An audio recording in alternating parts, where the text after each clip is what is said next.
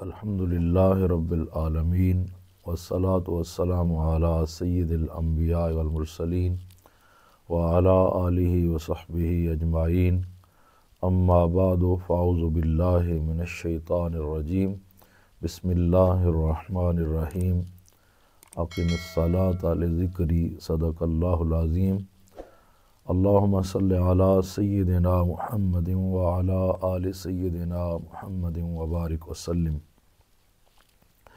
قابل قدر برادران اسلام، ہم نے جو نماز کے بارے میں سلسلہ تربیت کا شروع کیا تھا، الحمدللہ کہ وہ کافی حد تک ضروری مسائل آپ حضرات کے گوش گزار کیے جا چکے ہیں، اور چونکہ نماز کے بارے میں حکم ہے اللہ تعالیٰ کا کہ میری یاد کے لیے نماز پڑھو، اس لیے ہر مسلمان کو نماز پڑھنی چاہیے اور ہر مسلمان پر نماز فرض ہے۔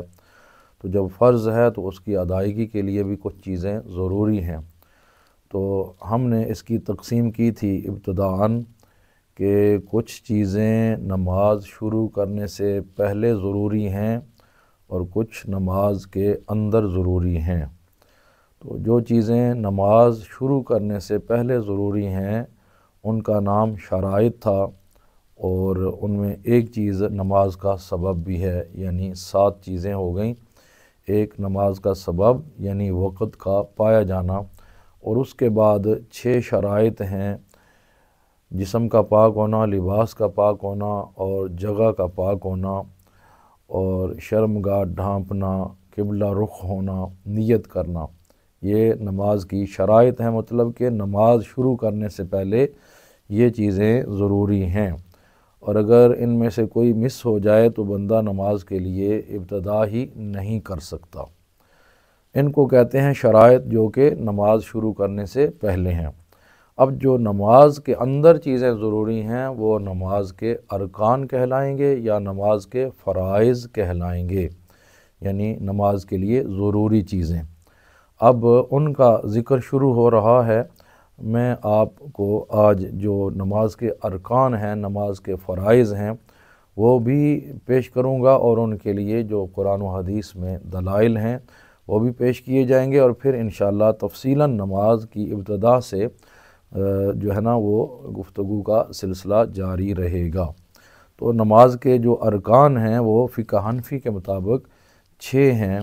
نمبر 1 ہے تکبیر تحریمہ، نمبر 2 ہے قیام یعنی کھڑے ہونا، نمبر 3 ہے قرات یعنی قرآن پاک پڑھنا، نمبر 4 ہے رکوع، اور نمبر 5 ہے سجدہ کرنا، اور نمبر 6 ہے قعدہ اخیرہ یعنی آخری قعدہ بیٹھنا۔ قعدہ کا معنی ہی بیٹھنا ہوتا ہے۔ تو یہ 6 چیزیں نماز کے ارکان بھی ہوں گے اور نماز کے فرائض بھی۔ اگر کوئی ارکان بولے تب بھی یہی چیزیں مراد ہوں گی، اور اگر کوئی فرائض بولے تب بھی یہی چیزیں مراد ہوں گی۔ تو اب دیکھتے ہیں کہ تکبیر تحریمہ کے بارے میں کیا حکم ہے۔ نمبر 1 فرض ہے تکبیر تحریمہ، تو اس کی دلیل قرآن مجید کی سورۃ مدثر کی آیت نمبر 3 ہے۔ ارشاد ربانی ہے وَرَبَّكَ فَكَبِّرْ، یعنی اپنے رب کی تکبیر کہیے، یعنی اپنے رب کی بڑائی بیان کیجیے۔ اور دوسری آیت ہے سورۃ اعلیٰ کی وَذَكَرَ اسْمَ رَبِّهِ فَصَلَّى، سورۃ الاعلیٰ کی آیت نمبر 15، کہ اللہ کے اپنے رب کے نام کا ذکر کیا اور نماز پڑھی، مطلب کہ نماز کے ابتدا میں اللہ کے ذکر کا تذکرہ آ گیا سورۃ اعلیٰ کی آیت میں بھی۔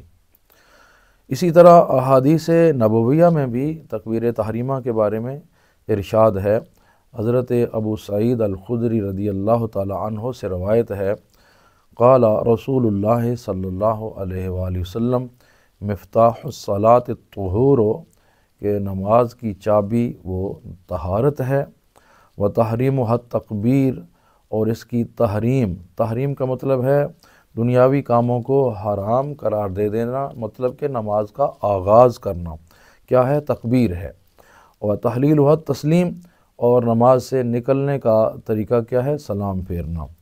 تو چونکہ اس حدیث شریف میں ہے وَتَحْرِيمُهَا التَّكْبِيرُ، یعنی نماز کی تحریم کیا ہے؟ وہ تکبیر ہے، تو اس سے معلوم ہو گیا کہ تکبیر تحریمہ ضروری ہے۔ یہ حدیث ترمذی شریف کی حدیث نمبر 238 ہے۔ نمبر 2 ہے نماز کا فرض قیام۔ قیام کا معنی ہے کھڑے ہونا، تو اس کے لیے قرآن مجید کی آیت ہے، اللہ تعالیٰ نے ارشاد فرمایا وَقُومُوا لِلَّهِ قَانِتِينَ، اپنے رب کے لیے عاجزی سے کھڑے ہو جاؤ۔ یہ سورۃ البقرہ کی آیت نمبر 238 ہے۔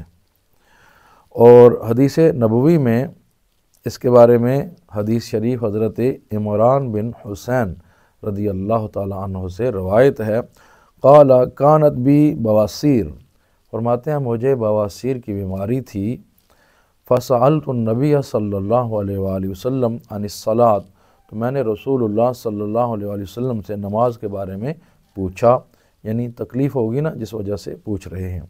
تو فقال، رسول اللہ صلی اللہ علیہ وسلم نے ارشاد فرمایا صلی قائما، کھڑے ہو کے نماز پڑھو، فإن لم تستطع فقاعدا، اگر کھڑے ہونے کی طاقت نہ ہو تو پھر بیٹھ کے پڑھو، فإن لم تستطع فعلی جنب، اور اگر بیٹھنے کی بھی طاقت نہ ہو تو اپنے پہلو کے بل لیٹ کے نماز پڑھو۔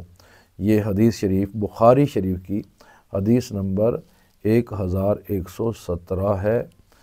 اس میں نماز کے کھڑا ہونے کے بارے میں حکم نبوی صلی اللہ علیہ وآلہ وسلم موجود ہے۔ اور نماز کا تیسرا فرض ہے قرات۔ قرات کا معنی ہے قرآن پاک پڑھنا، تو اس کے بارے میں قرآن مجید کی آیت ہے، اللہ کریم نے ارشاد فرمایا فَقْرَؤُوا مَا تَيَسَّرَ مِنَ الْقُرْآنِ، کہ نماز میں جتنا آسان ہو سکے اتنا قرآن پڑھو۔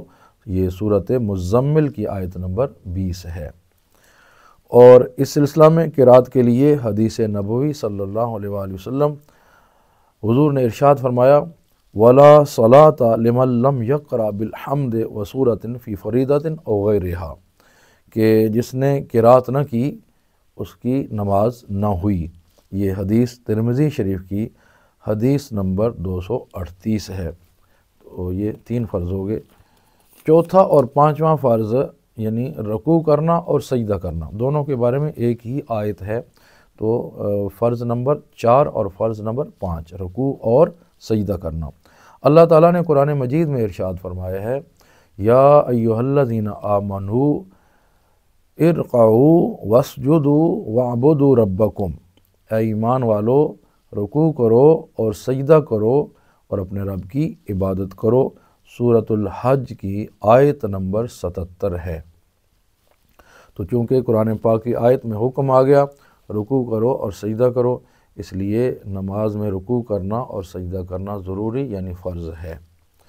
اور آخری فرض نماز کا قاعدہ اخیرہ، یعنی آخری مرتبہ نماز میں بیٹھنا، نماز مکمل جب ہو چکی آخر میں بیٹھنا۔